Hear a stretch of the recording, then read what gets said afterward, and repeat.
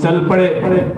कहीं आख्यान है, भागवत जी में तो नहीं है, बाकी कहीं है कि ये सुदामापुरी से आज भी जाइए तो द्वारिकापुरी लगभग 250 किलोमीटर दूर है। एक दिन में तो पहुंच नहीं सकते थे, और चूंकि शरीर से कृषकाय थे, भजन में भी बहुत समय लगता था, तो बरसों लग जाते पहुंचने में। तो भगवान का नाम जपते जपते थक करके जब सुदामा सो गए तो कहते कि भगवान ने उनको सीधे द्वारिकापुरी पहुंचा दिया। आंख खुली, चहल पहल दिखाई पड़ी, किसी से पूछते भैया ये कौन सा शहर है? अगले ने बताया महाराज ये द्वारिकापुरी है। तो ये कृष्ण कन्हैया वाली द्वारिकापुरी है? बोले हाँ, द्वारिकाधीश यहीं रहते हैं। सुदामा जी चिंतन करते हैं कि लोग कहते थे कि यहाँ से तो सुदामापुरी से मतलब हमारे यहाँ से द्वारिकापुरी बहुत दूर है, समुद्र के किनारे है, और मैं तो एक ही दिन में पहुंच गया। लगता है लोग झूठ बोलते थे। सच कहा गया है कि जब तक खुद न चलो तो यथार्थ का पता नहीं लगता। सुदामा जी ने कहा आगे बढ़ते हैं। लोगों से पूछा यहाँ कृष्ण का भवन कौन सा है? ऐसे नाम लिया कि लोग चौंक गए। इतना तुच्छ सा प्राणी और कहता है यहाँ कृष्ण का भवन कौन सा है? किसी ने कहा कृष्ण नहीं, द्वारिकाधीश भगवान को, द्वारिकाधीश महाराज का भवन कौन सा है? हाँ हाँ वही, कहाँ है? बोले जो लाइन से बड़े बड़े महल बने हैं, 16,108 जो भवन बने हैं, इन्हीं में वो रहते हैं। किस में मिलेंगे? किसी में चले जाओ, सब में रहते हैं। उन सोने के भवनों को देखा। सुदामा जी को आज तक भगवान के भजन सिवाय कुछ भी देखने का समय ही नहीं मिला, अन्यत्र कहीं दृष्टि ही नहीं गई। तो लेकिन चूंकि कभी गए नहीं थे, और लोग कहते हैं कि द्वारपालों ने उनके टोक लिया, रोक दिया, मत जाओ, किसी ने धक्का दिया, ऐसा कुछ नहीं है। जब से सनकादिक ऋषियों ने भगवान के पार्षदों को श्राप दिया था 3 जन्म निशाचर रहो, भृगु जी ने भगवान को लात मारी थी उनकी परीक्षा लेने के लिए। भगवान का आदेश है कि साधु और ब्राह्मण के लिए 24 घंटे भगवान के दरवाजे खुले रहते हैं।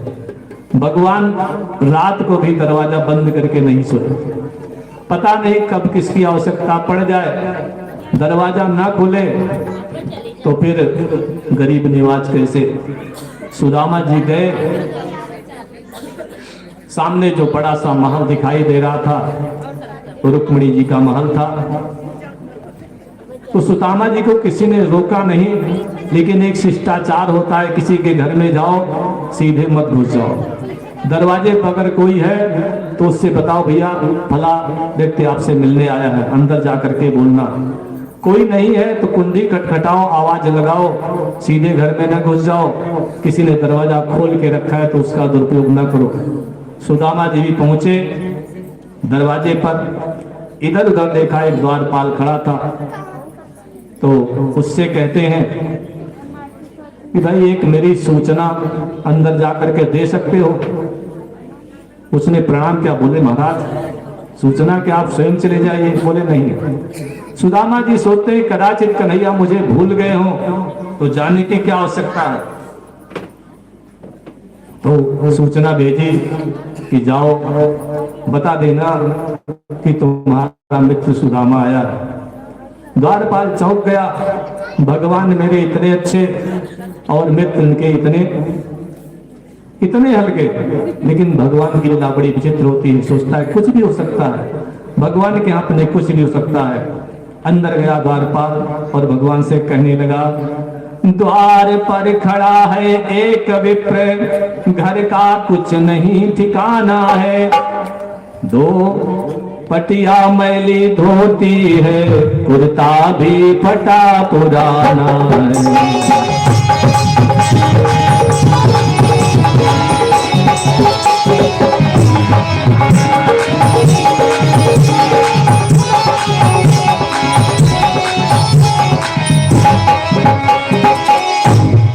वैसे तो दुबला आदमी सबको दिखाई देता है दुबला, लेकिन जो कोई मोटा ताजा होता है उसको सामने वाला कुछ ज्यादा दुबला दिखाई देता है और वैसे उसको चिढ़ाता भी है। अब चूंकि द्वारपाल एकदम हृष्ट पुष्ट मोटा ताजा, तो भगवान से जानते हो क्या कहता है, अरे खोखले देह पोपला बदन सांसों का सूखा साचा है, सांसों का साचा है।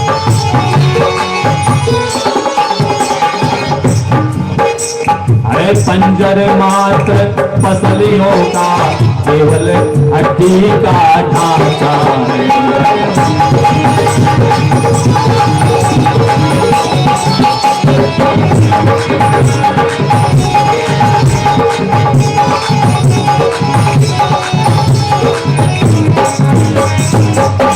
और महाराज इतना ही नहीं, बड़ा विचित्र है, पन ही भी नहीं, पैर में जूता भी नहीं है, सिर पर पगड़ी भी नहीं, पन ही भी नहीं, पगड़ी भी नहीं, साबित न देह पर जामा है, साबित न देह पर जामा है। श्रीपति का पता पूछता है, उस सिद्ध का नाम सुदामा।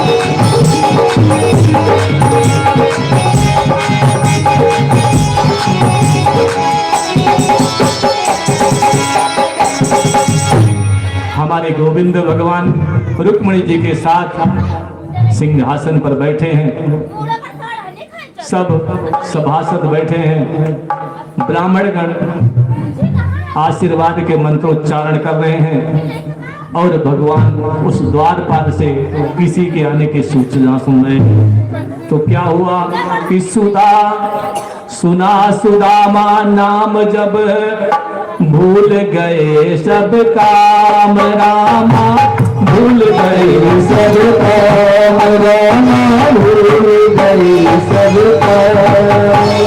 सुख सैया को छोड़ कर दौड़ उठे सुखधाम।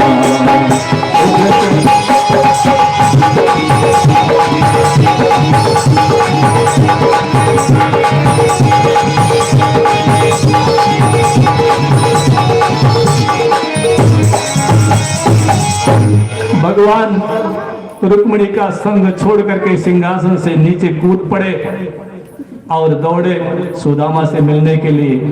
आंखों से आंखें मिलते ही आंखों से अश्रु प्रवाह किया, दोनों हृदयों ने मिलने में उस बनमाल को गवाह किया।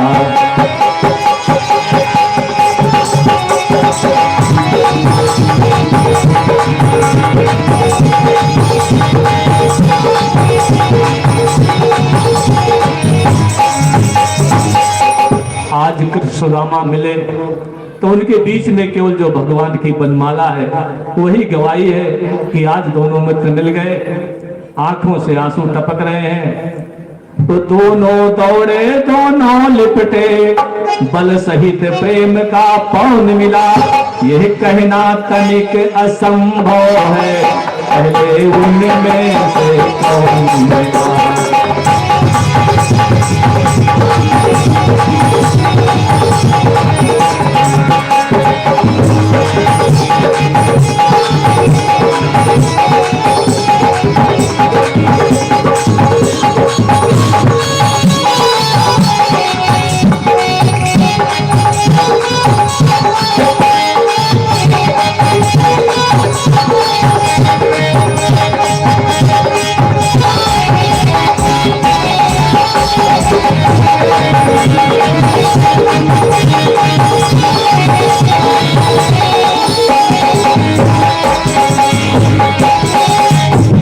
भगवान ने सुदामा को गले से लगा लिया, बाएं हाथ से सुदामा को चिपकाए हैं और दाहिना हाथ नीचे को बढ़ाया। सुदामा के चरणों की धूल लेकर के अपने मस्तक पर भगवान लगा लेते हैं। क्या प्रेम है, क्या भाव है। और फिर उनको जबरदस्ती खींचते खींचते ले जा करके कहाँ बैठाया, जहां आज तक रुक्मिणी के सिवा कोई नहीं बैठ पाता। जिस जगह सिवा जगदीश्वर के दूसरा न जाने पाता है, दूसरा न जाने पाता है। बस खींचते तानते से इस जगह बिठाया जाता है।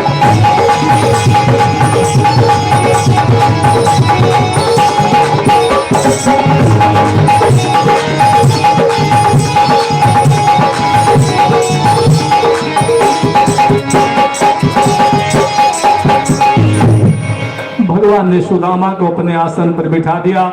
रुक्मिणी को इशारा करते हैं चरण धोने के जल लाना, और स्वयं ने पीताम्बर उठाया और सुदामा की धूल झाड़ने लगे जो लगी हुई थी। धूल वह धूल झाड़ते जाते हैं, कांटे निकालते जाते हैं, कांटे निकालते जाते हैं। गंगा जल के बदले झुककर प्रेमास्त्र डालते जाते हैं।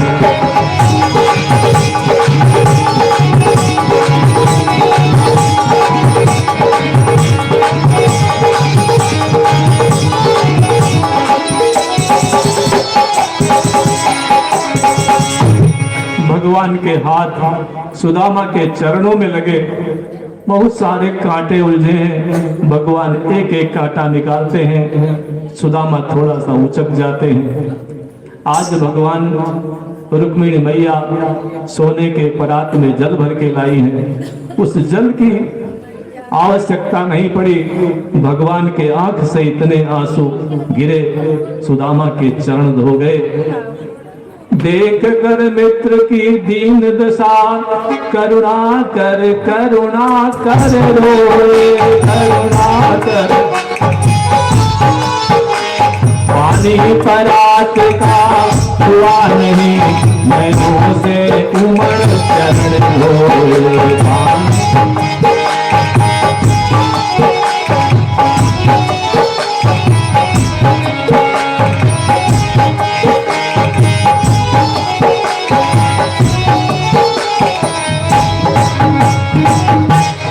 भगवान ने क्या किया, सुदामा के चरण धोए और उसके बाद उनके मस्तक में चंदन कुमकुम आदर का लेप किया। और क्या करते हैं, धूपये सुरभिर्भिर मित्रम प्रदीपावलिभिर मुदा, अर्चित्वा वेद्यतांबूलम गां च स्वागतम ब्रवीत। यहाँ भी हमारे टीकाकारों ने तमाम तरह के भाव दिए हैं। किसी ने कहा और लिखा भी है टीकाओं में, सुदामा को चंदन धूप दीप से पूजा करने के बाद, आरती उतारने के बाद भगवान ने उनको नैवेद्य अर्पित किया, पान खिलाया और गाय देकर स्वागत किया। क्योंकि वहां लिखा है गाम चा स्वागतम ब्रवीत, इसके रूप चलाए जाए तो चलता है कि गाय नहीं दिया, गाय का कोई सामान भगवान ने दिया। क्योंकि अगर भगवान ने सुदामा को गाय दिया होता तो फिर सुदामा खाली हाथ द्वारिकापुरी से क्यों आते। और भगवान उनकी गाय को अपने यहाँ नहीं रख सकते थे, क्योंकि राजा नृग का उदाहरण, राजा नृग एक थे, रोज एक शास्त्र गौओं का दान करते थे। एक दिन एक गाय गलती से उनके बाड़े में वापस चली गई और अगले दिन उसी गाय का दान किसी दूसरे ब्राह्मण को हो गया। अब जिस ब्राह्मण को पहले दिन दान मिला था वो अपनी गाय को खोजते हुए राजा की गौशाला की ओर आ रहा था, और जिस ब्राह्मण को आज गौ का दान मिला है वह गाय लेकर के जा रहे थे। रास्ते में दोनों की मुलाकात हो गई। उसने कहा ये गाय मेरी है, और उसने कहा नहीं मेरी है, कल मुझे मिली थी। उसने कहा मुझे आज मिली है। राजा के दरबार में पहुंचे। अब राजा से वो ब्राह्मण कह रहा है कि ये गाय कल आपने मुझे दिया था, मुड़ी हिलाए हाँ दिया था। दूसरे ने कहा था इसे तो आज आपने मुझे दिया, मुड़ी हिलाए आज दिया है। गाय किसकी है? राजा बेचारे इसका ध्यान कर रहे हैं। उसका भी हाँ कर रहे हैं। ब्राह्मण ने श्राप दे दिया तो स्पष्ट नहीं बोलता, गिरगिट की तरह सिर जाता है, जा तो गिरगिट हो जा। वह गिरगिट एक कुएं में गिर पड़ा उतने दान के प्रभाव से, और जब हमारे कन्हैया ने उसका उद्धार किया तो वो अपने धाम को गया। बंधु, हमारे कन्हैया ये जानते थे कि ब्राह्मण को दान की हुई वस्तु अगर गलती से भी वापस आ गई तो राजा नृग की तरह दंड भोगना पड़ेगा। तो फिर सुदामा को गाय दिए होते तो साथ में भिजवा देते बैलगाड़ी बैठवा करके।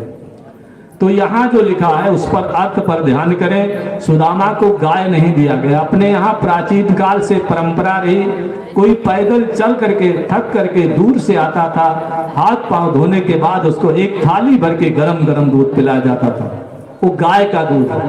अब गाय का दूध क्यों हो सकता है? गाय की 5 वस्तुएं होती हैं जो दी जा सकती हैं। गाय का गोबर, गौमूत्र, गाय का दूध, गाय का दही, गाय का घी। प्रसंग के अनुसार यहाँ पर क्या दिया जाएगा? जो आदमी थक करके बाहर से आता है, थका उतारने के लिए गरम गरम गाय का दूध दिया जाता है, इसलिए गाय उनके साथ नहीं गई। अब सुदामा जी बैठे हैं, जितने लोग वहां खड़े हैं मन में विचार करते हैं कि इस अवधूत ने, इस मलिन वस्त्रधारी ने पता नहीं कितना पुण्य किया होगा कि आज रुक्मिणी मैया जो लक्ष्मी के अवतार हैं अपने हाथ से उसको पंखा झल रही हैं। भगवान अपने हाथ में उसके चरण लेकर के चरण धो रहे हैं, अपने हाथ से उसकी आरती कर रहे हैं। आज तो लक्ष्मी भी इसके धन से शर्मा जाएंगी। यह भगवान की भक्ति का प्रभाव होता है। तो भोजन इत्यादि हुआ, दूध के समान जो सुंदर सैया है उसकी बिछाई गई। भगवान ने अपनी सैया पर उनको लिटाया और सुदामा जी लेट गए तो भगवान ने उनके चरणों को अपने हाथ में लिया, धीरे धीरे दबाने लगे। फिर दुग्ध सेन सी सैया पर करुणामय उन्हें बिठाते हैं।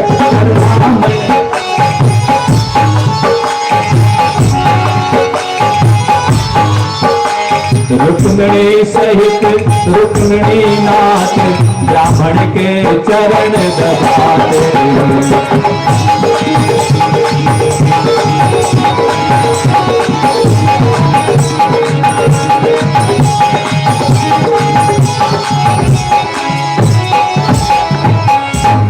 और इतना प्रेम है दोनों मित्रों में कि आज कन्हैया ने सुदामा को डांट दिया।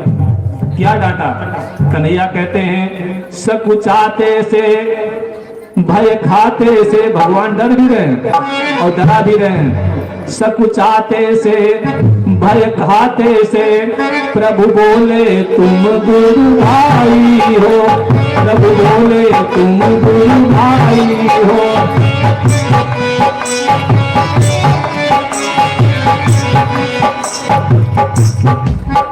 पर हम यहाँ फिर भी कहते हैं तुम कपटी कुटिल कसाई हो।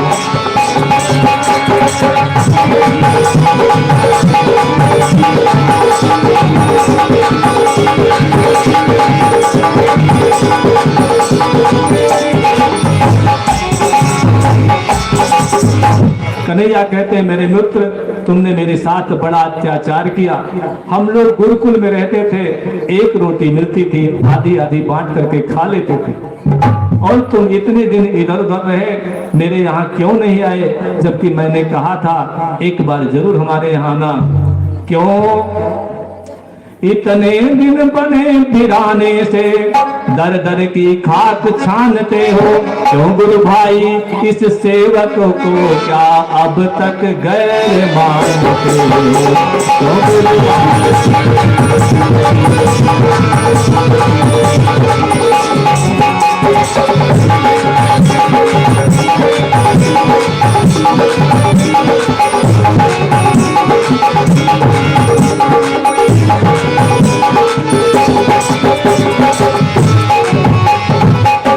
भगवान आंख से आंसू भी गिरा रहे सुदामा की दशा देख करके, और लड़ भी रहे हैं। ये प्रेम का युद्ध आप देखें कैसे होता है।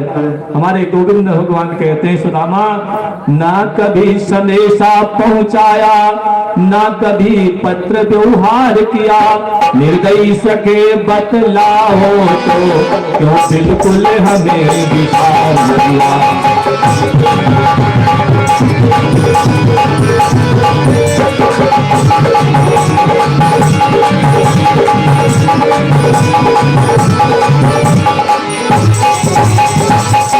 कन्हैया कहते हैं सुदामा, मुझे बिल्कुल भुला दिया। कितना हमारा आपका प्रेम था, मुझे इस बात का बड़ा कष्ट है। आज हम कुछ हमारे पास है तो क्या वो तुम्हारा नहीं है? एक बार कम से कम हमारे यहाँ आते। यो न्यारे न्यारे फिरा किए, पता नहीं कहाँ कहाँ गए तुम, और क्या मेरी कोई याद नहीं आई? यो न्यारे न्यारे फिरा किए, क्या केशव तुमसे न्यारा था, क्या केशव तुमसे।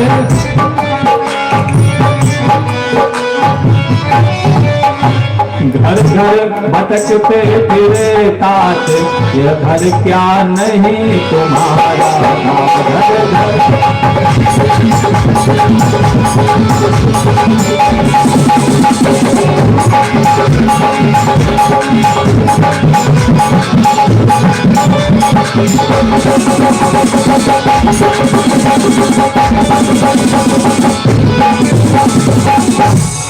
भगवान की मीठी फटकार से सुदामा जी सकुचा गए, गदगद हो गए। क्या भाव है मेरा मित्र, मुझसे ज्यादा मुझे प्यार करता है, इतना तो मैं भी अपने को नहीं चाहता हूँ। सुदामा ने कहा, प्रभु आपकी लीला आप जानो, लेकिन आप ही बताओ, जब तक आपकी कृपा नहीं होगी कोई आपके यहाँ आ सकता है? अरे अब नाथ ठिकाने लाए हैं, तब दीन ठिकाने आया है, तब दीन।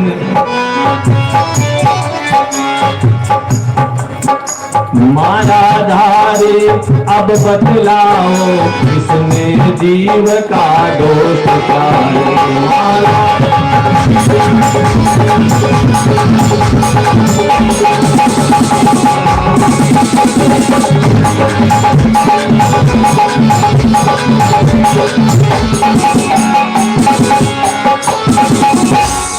सुदामा जी लेटे हैं, पोटली को अपने बगल में दबाए हैं, इधर उधर रखते नहीं। कन्हैया बड़ा शरारती है, बचपन से निगाह में आ गया तो जरूर पूछेगा इसमें क्या है। और कहीं सबके सामने उसने पोटली खोल दी तो मेरा ऐसा छोटा सा तुच्छ चिवड़े का उपहार किसी की समझ में नहीं आएगा। तो भगवान ने कहा, अच्छा भैया ये बताओ, अपि ब्रह्मन गुरुकुलात् भवताल दक्षिणात् समावृत्तेन धर्मज्ञे भार्योढ़ा सदृशीनवा। अच्छा, वो जब हम लोग पढ़ते थे तब आप कहते थे मैं कभी विवाह नहीं करूंगा। अच्छा, जब गुरु जी के यहाँ से विद्या प्राप्ति के बाद घर गए तो विचार आपका बदला कि वैसे ही रहा? हो सकता है कोई आपके अनुकूल आपकी जीवन साथी आपको मिल गई हो, ऐसा कुछ हुआ? सुदामा ने कहा, हाँ हुआ। भगवान ने कहा, बस यही तुम्हारी गलत बात है। हमको शादी में बुलाया, वैसे तो बहुत बड़े मित्र थे, एक बार हमको बुलाया। सुदामा ने कहा, तुमने बुलाया? तुम्हारे तो 16,108 है, कितने में निमंत्रण हमारे पास भेजा? सुदामा जी कड़क गए। भगवान ने कहा, सुदामा जी तुम्हारा तो विवाह हुआ, हमारा तो पता ही नहीं था कब विवाह होगा। शाम तक कुछ मामला नहीं था, रात को चिट्ठी आई, सुबह गए, शाम को विवाह हो गया, तो कार्ड छपवाने भेजने का मौका नहीं मिला।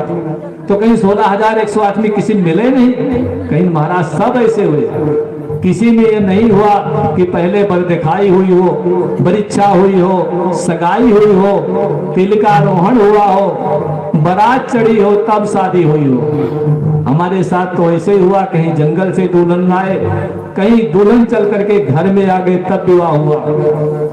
अपना बताओ, भाभी अच्छी है? सुदामा संकोच में आ गए। हाँ अच्छी, ठीक है। हमारे धर्म कर्म में सहायता करती हैं, धर्म पत्नी हैं। और भैया एक बात बताएं, जो आज मैं यहाँ तुम्हारे सामने बैठा हूँ ना, ये भी उन्हीं की कृपा से आया हूँ। उन्होंने जबरदस्ती मुझे भेज दिया, मैं तो आना ही नहीं चाहता था।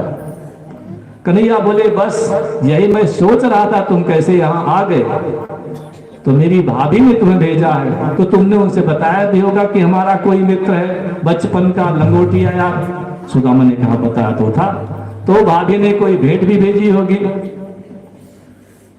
सुदामा ने कहा तुम ऐसी ऐसी बात मत करो, और बात करो, पढ़ाई लिखाई की बात करो। अच्छा तुम्हारे लड़के कितने हैं, राजकाज की बात करो। और तुमने कंस को कैसे मारा हमने सुना था, और जरासंध के साथ तुमने क्या किया था। कन्हैया ने कहा कुछ नहीं, कुछ भेजा नहीं भेजा मेरी भाभी ने। वो बेचारे बात कहते हैं कन्हैया हो सुदामा जी पोटली को ठीक से चिपका लेते हैं, कोई जान न पावे, लेकिन अब जिसके पीछे भगवान लग जाए, राम राम, क्या हो जाए कोई नहीं जानता है। फिर अच्छा वो आपको घटना याद है कन्हैया। सुदामा जी बात को टालते हैं। हम लोग जब वहां गए थे जंगल में लकड़ी लाने के लिए, तब पानी बरसा था, और तब उसमें जो है गुरुजी ने कहा था कि तुम लोग गुरु के लिए इतना त्याग के उनको आशीर्वाद दिया था।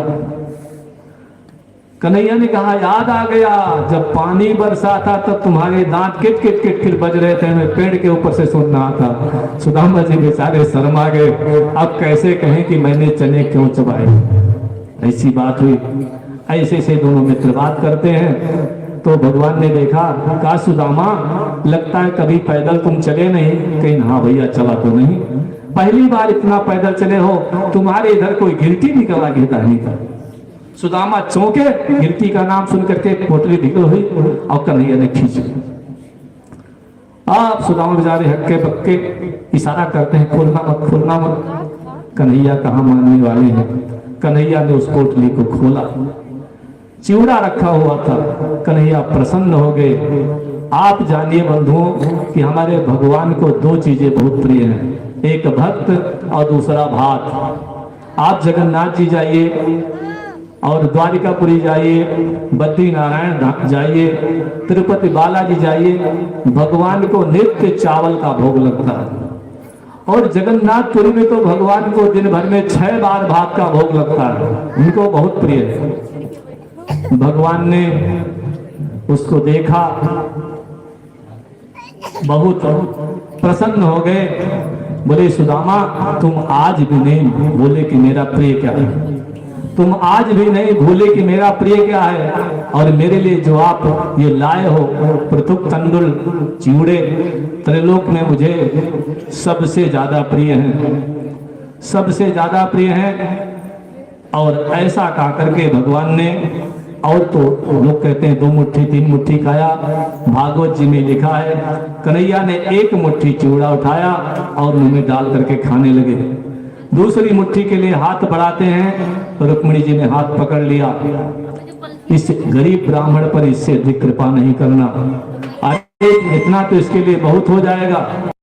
कन्हैया भी इशारा करते हैं, अरे गरीब ब्राह्मण नहीं होता तो वही सुषपाल के यहाँ पड़ी होती, द्वारिकापुरी को गरीब ब्राह्मणी तुमको लेकर के आया था, भूल गई। लेकिन रुक्मिणी का सम्मान करते हैं बंधुओं। श्रीमद् भागवत में 2 पत्नियों की बड़ी विशेषता है। एक सुदामा जी की पत्नी जिन्होंने अपने पति को भगवान से जोड़ करके उनको धनवान समृद्धवान बना दिया, और दूसरी पत्नी रुक्मिणी जी हैं जिन्होंने अपने पति का हाथ पकड़ करके उनको गरीब होने से बचा लिया। बोले कृष्ण कन्हैया लाल की। इस तरह से रात बीती, सुबह हुआ, सुदामा जी ने नहा धो करके संध्या बंदन किया और बोले मित्र पहुंचना होती है, अब घर जाने की आज्ञा दो। भगवान ने कहा लेकिन हमारी जो रानियां हैं सब आपसे आ। सुदामा जी ने कहा ठीक है बुलाओ। पहले अष्टपट रानियां प्रणाम करते हैं, सुदामा जी हाथ रखते हैं, सौभाग्यवती भव चिरंजीव भव। दूसरी आई, सुदामा ने हाथ दिया, आशीर्वाद दिया, हाथ रखा, सौभाग्यवती भव चिरंजीव भव। ऐसे ऐसे घंटों बीत गए, सैकड़ों पत्नियां निपट गई।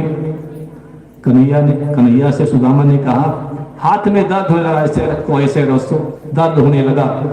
सुदामा ने कन्हैया से कहा, कन्हैया हो गई अभी और? कन्हैया ने कहा, अभी 108 पूरी हुई है, 16,000 बाकी। बेचारे सुदामा आप क्या करें, 100 में तो हाथ दर्द करने लगा और 16,000 और होगा तो सुदामा का हाथ बिल्कुल पलस्तर हो जाएगा। बोले, कन्हैया मुझे तो बहुत कष्ट हो रहा है। कन्हैया ने कहा, मैं भी सोच रहा हूं यही बात, लेकिन अब आप जैसे तपस्वी से सब आशीर्वाद लेना चाहती तो मैं क्या करूं। तो सुदामा ने युक्ति निकाली। बोले, कन्हैया तू मेरे चरणों में झुक जा, मैं तुझे दोनों हाथ से आशीर्वाद दे दूं और वो सब तुझे प्रणाम करके तुझसे आशीर्वाद ले लेंगी। कन्हैया ने कहा, जी ठीक है। गोविंद भगवान हमारे सुदामा जैसे वीतराग ब्राह्मण के चरणों में झुक गए।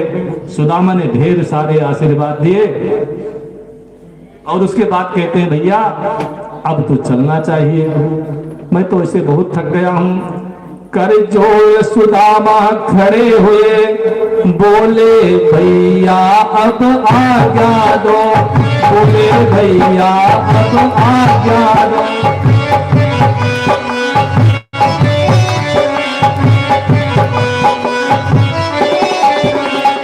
विपदा हरण बुढ़ापे में, अब इस बूढ़े पर दया करो।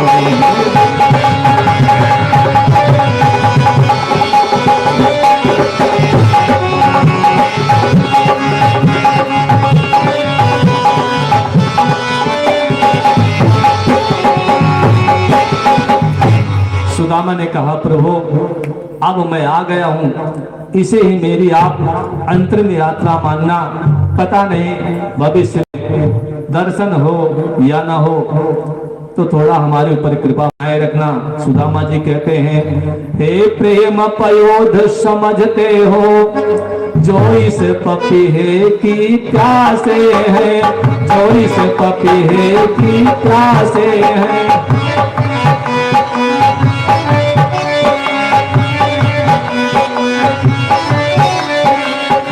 करुणाशील समझ लीजिए, अब मेरी अंतिम सांसें।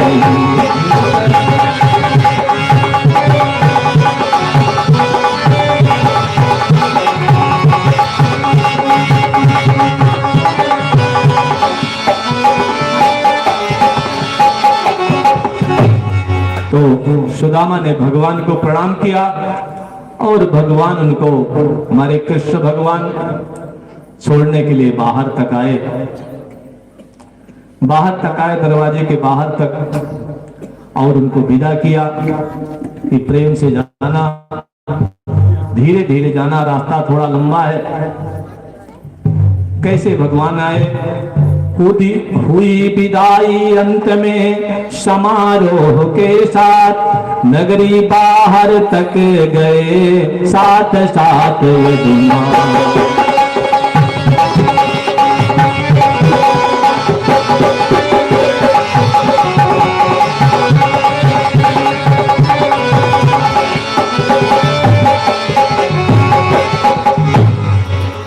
एक बार फिर भगवान सुदामा जी से गले मिलते हैं जबरदस्त तरीके से, और उसके बाद सुदामा जी को विदा किया। कन्हैया अपने लाव लश्कर के साथ वहीं से वापस लौट जाते हैं और सुदामा जी ने देखा मेरे प्रभु चले गए, तो वहां भागवत जी का जो भाव है, सुदामा जी बड़े प्रसन्न हैं।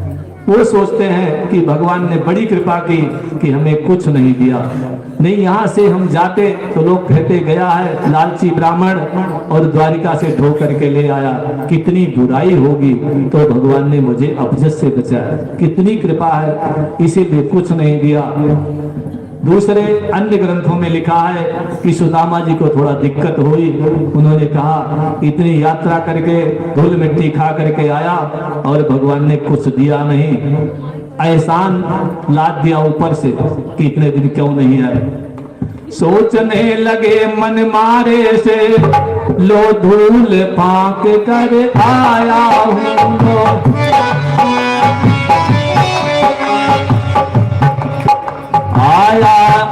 अपना ही नूर गवा, एहसान का छप्पर लाया।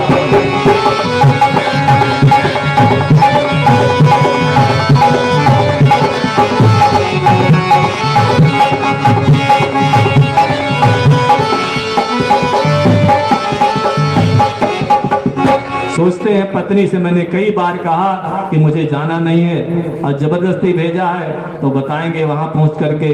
100 बार कहा हटवा दिन से, पर कुछ न समझ में आया है, पर कुछ न।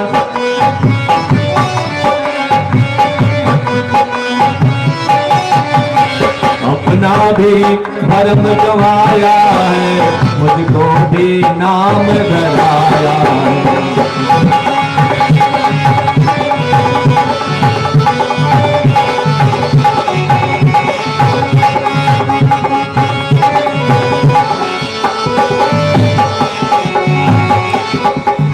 अब सबसे दिक्कत तो तब हुई जब अपने घर पहुंचे, अपने गांव पहुंचे, तो वहां कुटिया ही गायब। बेचारे सन्ना गए कि फालतू में गए, हम यहाँ चले गए, लगता है किसी ने हमारे जमीन पर कब्जा कर लिया, हमारी ब्राह्मणी को भगा दिया। अच्छा द्वारका जाने का फल मिला। भगवान बड़ी परीक्षा लेते हैं। तो जा पहुंचे इस फिक्र में अपने घर के तीर, पर न नजर आई वहां पहले दिन की।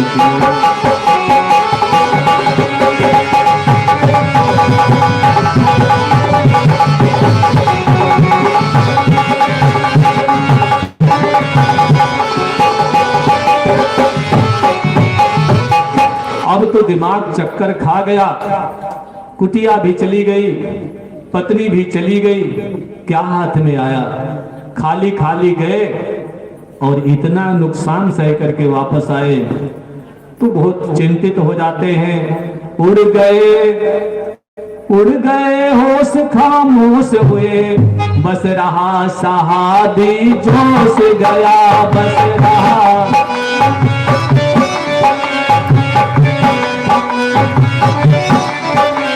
अफसोस और असमंजस में वह शांति गई, संतोष गया।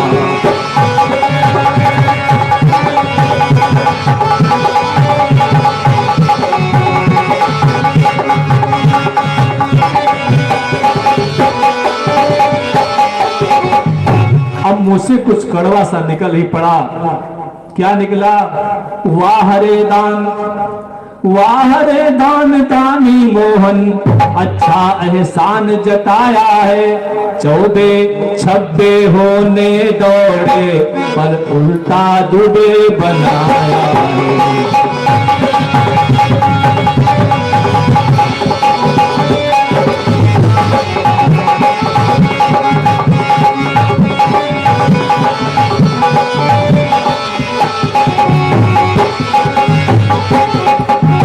सुदामा जी को आज श्रीमद् भागवत के 11 स्कंद की वो बात याद आ गई, जब नारद जी ने भगवान से पूछा कि प्रभु आपकी सब लोग भक्ति करते हैं, लेकिन आप किसकी भक्ति से प्रसन्न हो ये कैसे जाना जाए? तो भगवान ने कहा, यस्याम अनुग्रहामि तस्याम धनम हरामि शनै शनै। जिसके ऊपर मैं कृपा करती हूँ, जिसके ऊपर मैं कृपा करता हूँ तो धीरे धीरे उसके धन का हरण कर लेता हूँ और फिर समाज में उसका अपमान करा देता हूँ और उसके पास जब कुछ नहीं रहता परिवार में विरोध करा देता हूँ। तब वो सब तरफ से जब दीन हो जाता है, दुखी हो जाता है, मेरी शरण में आ जाता है। सुदामा जी को याद आ गया कि सारा फार्मूला कन्हैया ने मेरे ऊपर लागू कर दिया। क्या क्या किया? मेरी उस दीन ब्राह्मणी को क्या जाने किसने कहा किया, क्या जाने इस दुखियारे का हरे कृष्ण क्या धर भी चौपट मिटा दिया।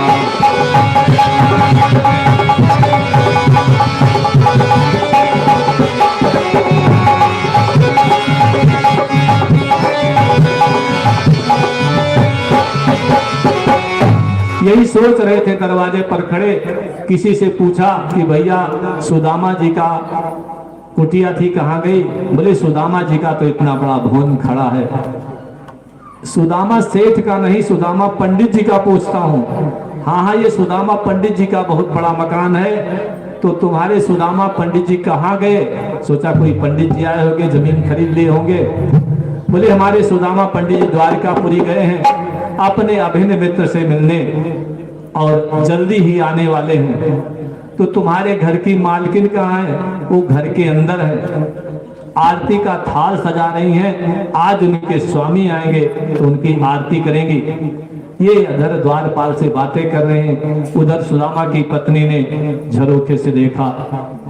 सोच रहे थे इसी तरह विविधा में मत धाम, रामा विविधा में मत धाम। खड़ी झरोखे से इधर देख रही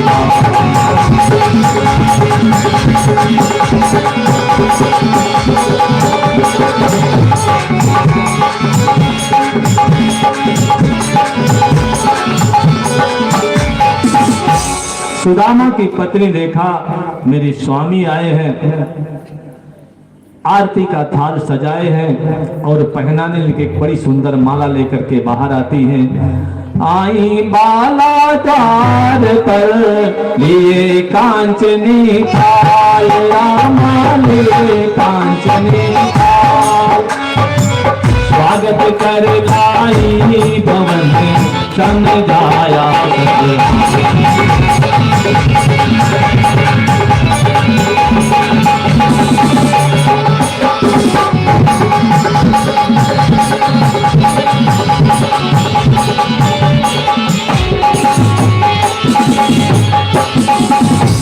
पत्नी अंदर लेकर के गई। सुदामा बड़े संकोच में हैं। कहते हैं देवी ये कैसा हुआ, ये कैसे हो गया, इतने चमत्कार कैसे हुए? पत्नी ने कहा स्वामी ये उन्हीं श्याम सुंदर की कृपा है। रातों रात द्वारिकापुरी की तरह उन्होंने सुदामापुरी बनवा दी। उनके चमत्कार बड़े अनोखे हैं, उनकी कृपा बड़ी दुर्लभ है। मुझे नहीं पता था आपके प्रभु इतने सामर्थ हैं। मैं तो सोचती थी कोई सामान्य राजा होंगे, कुछ धन इत्यादि दे देंगे। तो सुदामा ने कहा एक बात है, धन आ जाए तो मन को बहुत जबरदस्त संभालना चाहिए। नहीं धन जो है अधर्म करवाता है, अधर्म का अखाड़ा हो जाता है धर्म। सुदामा की पत्नी ने कहा स्वामी हम लोग इस कुटिया में बैठ करके ठाकुर जी को भोग लगाएंगे और उनके नाम का संकीर्तन करेंगे, उनका भजन करेंगे, धन हमारा कुछ नहीं बिगाड़ पाएगा। तो इस प्रकार से दोनों बैठ करके भगवान का भजन करते हैं। हम भी लोग भगवान का भजन करेंगे, आगे कथा में चलेंगे। कोई ठगवा नगरिया लूटल हो, कोई ठगवा नगरिया